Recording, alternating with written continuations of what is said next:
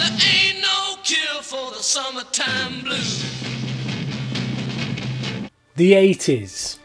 This is the decade that many consider to be the golden age of horror. This is in no small part down to the birth of home video. No longer did children have to sneak into the theatre because they didn't look old enough to fool the people working at the box office. No, instead they merely had to convince their parents that it was a good idea for them to sit through such classics as Friday the 13th, A Nightmare on Elm Street and Child's Play. Either that, or they were just blessed with the gift of irresponsible parents who didn't quite seem to care what they watched, just as long as they were out of the way. It was during this culture of video nasties, slasher horrors and Stephen King adaptations that we saw a rise in what can only be described as the little monsters subgenre of horror.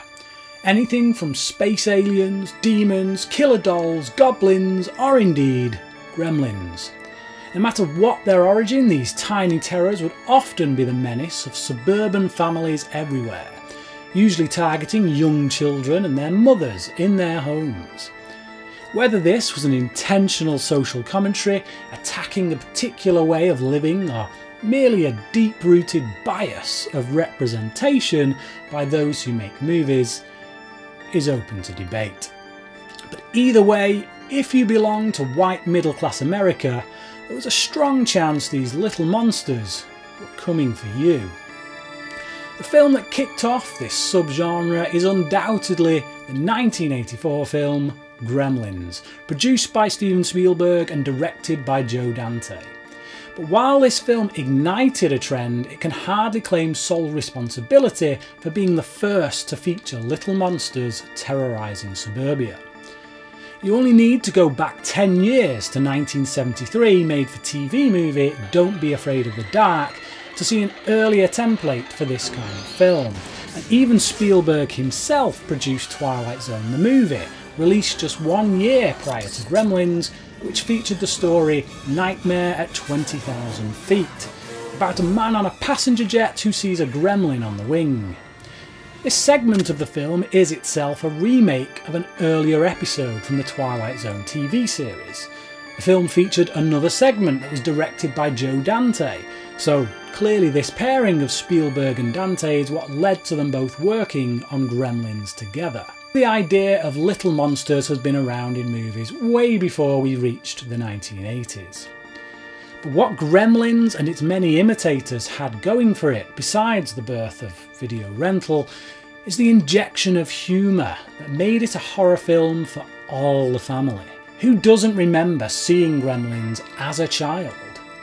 The film is credited as being the reason why PG-13 rating in America came into being, as many parents who took their children to see it in theatres complained about the level of violence in a film they had been led to believe only needed PG levels of parental guidance.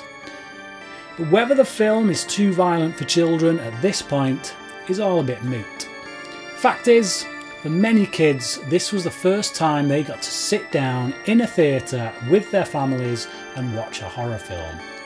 It's that nostalgia that keeps many people going back to Gremlins, despite its mismatched tone, gigantic leaps in logic, and its almost Benny Hill style levels of comedy. But the die had been cast, and the floodgates were now opened to a whole stream of movies featuring little monsters of one sort or another. Only 5 months after the release of Gremlins, we got Ghoulies, in which a band of little demons come to terrorise some white middle-class Americans in their suburban home. The film was produced by Charles Band, a man so obsessed with bringing little monsters to the screen that he would go on to make that other 80s classic, Troll. A film where, as the trailer proclaims, myths and legends come to life.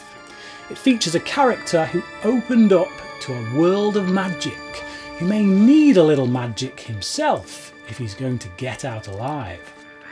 The name of this character, you ask? Harry Potter Jr. expected to have a little trouble getting adjusted in his new neighborhood. With the rise of this subgenre throughout the 80s, even some of the biggest names in horror wanted to get in on the act, including none other than Stephen King himself.